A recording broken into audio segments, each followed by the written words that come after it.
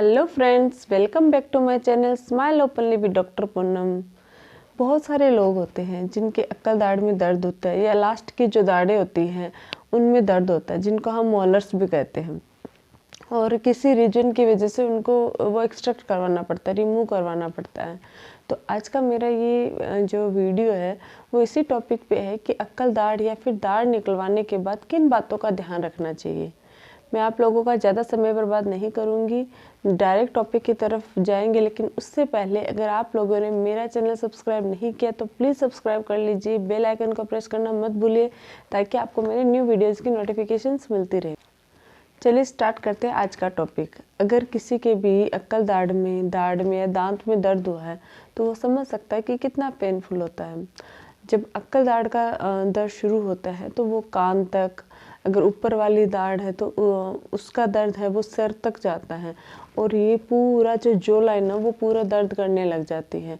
उसकी वजह से न कुछ अच्छा लगता है, न कुछ खा सकते हैं, न पी सकते हैं, न अच्छे से रेस्ट कर सकते हैं, न सो सकते हैं, क्योंकि ये दर्द बहुत ज़्यादा पेनफुल होता है।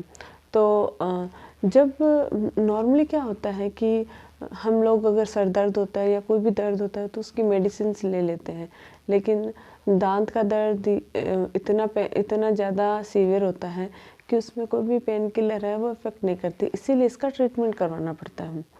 और नॉर्मल अगर आपके दांत में दर्द है तो उसकी रूट कैनाल कर सकते हैं, लेकिन अक्कल दाढ़ में हम लोग अवॉइड करते हैं रूट कैनाल ट्रीटमेंट, इसलिए मोस्टली उसको निकलवाना, एक्सट्रैक्शन करवाना एडवाइस करते हैं। क्योंकि अक्कल दाढ़ें या तो इम्पैक्टेड होती है या उनकी जो रूट्स होती है वो टेढ़ी होती है। बहुत कम अक्कल दाढ़ जो फुल्ली रप्टेड होती है या फिर उसकी जो रूट्स होती है वो सीधी होती है, स्ट्रेट होती है, क्योंकि मोस्टली टेढ़ी ही होती है।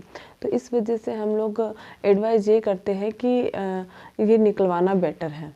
तो अगर आपने अक्कल दाढ़ रिमूव करवाई है, ये किसी कारण से डिकेड दाढ़ है, सेकंड मोलर या फर्स्ट मोलर, तो वो आपने अगर रिमूव करवाया है तो रिमूव करवाने के बाद किन बातों का ध्यान रखना चाहिए। सबसे फर्स्ट तो ये है कि जैसे ही आपने अक्कल दाढ़ है या फिर इम्पैक्टेड मोलर है, थर्ड मोलर है, वो आपने रिमूव करवाया, रिमूव करवाने के 1 से 2 घंटे तक आपको न तो कुछ खाना होता है न पीना होता है। मोस्टली अगर बहुत ज़्यादा तो आप पानी पी सकते हैं, लेकिन जो कॉटन का रोल बना के पैक किया होता है आपकी थर्ड मोलर पे, और अगर अक्कल दाढ़ है तो हो सकता है आपको स्टिचेस लगाए होंगे। तो अगर जब तक आपका ब्लड क्लॉट नहीं बनता, यानी 1 से 2 घंटे तक आपको जो भी कॉटन आपको दांत पे लगाने के लिए दी है उसको दबा के रखना है, निकालना नहीं है। उसके बाद अपने हाथ को अच्छे से धो के आप वो कॉटन है वो निकाल सकते हो। अगर आपको लगता है कि ब्लीडिंग हो रही है अभी भी बहुत ज़्यादा एक्सट्रैक्टेड साइड से, तो आप अपने डेंटिस्ट को दिखा सकते हो, वापस चेक करवाना है कि ब्लीडिंग क्यों हो रही है। लेकिन अगर हल्की फुल्की हो रही है और क्लॉट बन गया है, ब्लीडिंग नहीं हो रही है, तो फिर आप उसको निकाल के रख सकते हो। जब तक सुन का, क्योंकि जब भी कोई भी टीथ एक्सट्रैक्ट करते हैं तो आपको सुन का इंजेक्शन लगाया जाता है, तो जब तक आपके सुन का असर रहता है तब तक आपको कोई भी सॉलिड चीज़ नहीं खानी। अगर आपने कोई भी सॉलिड चीज़ खा ली है तो उसकी वजह से आपके, क्योंकि सुन हो रखा होता है, आपका जो भी टंग है या फिर आपका म्यूकोसा है वो सुन होता है, तो वो आपके कटने के चांसेस रहते हैं। आप टंग बाइटिंग हो सकती है, चिक बाइटिंग हो सकती है।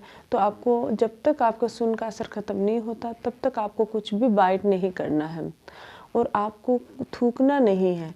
बहुत बार ऐसे होता है कि पेशेंट को जो ब्लड होता है वो अच्छा नहीं लगता, मतलब जैसे मुंह में आता है सलाइवा के साथ, तो उनको ये लगता है कि मैं उसको थूक दूं, बाहर कर दूं, लेकिन आपको उसको थूकना नहीं है, आपको निगलना है। आपको कितना ही बुरा लगे लेकिन आपको निगलना है। थूकने से आपका क्लॉट नहीं बनता है और ड्राई सॉकेट हो सकता है, तो आपको थूकना नहीं है। आपको उस दिन, जिस दिन एक्सट्रैक्ट करवाया है, उस दिन आपको ठंडा ही खाना है, कोई भी गर्म चीज़ नहीं खानी। आप आइसक्रीम खा सकते हो, जूस पी सकते हो, दलिया थुल्ली कुछ भी बना के उसको ठंडा करके आप खा सकते हो। तो आपको गर्म कुछ भी नहीं लेना है 1 दिन के लिए। और अगर आपको मतलब पेन किलर या फिर एंटीबायोटिक प्रिस्क्राइब की है तो आपको जैसे ही दर्द शुरू होता है तो आप पेन किलर या फिर जो भी आपको मेडिसिन आपके डॉक्टर ने जो भी आपको रिकमेंड की है वो आप स्टार्ट कर सकते हो उसका कोर्स। और अगर आप स्मोकिंग करते हो, पान पुड़िया खाते हो, तो जिस दिन दांत निकाला है उस दिन से लेके कम से कम 4 से 5 दिन आपको अवॉइड करना है बीड़ी सिगरेट, और जब तक घाव नहीं भरता तब तक। और पान पुड़िया तो आप पूरा ही अवॉइड करो तो बहुत अच्छी बात है, लेकिन जब तक घाव नहीं भरता तब तक आपको अवॉइड ही करना है।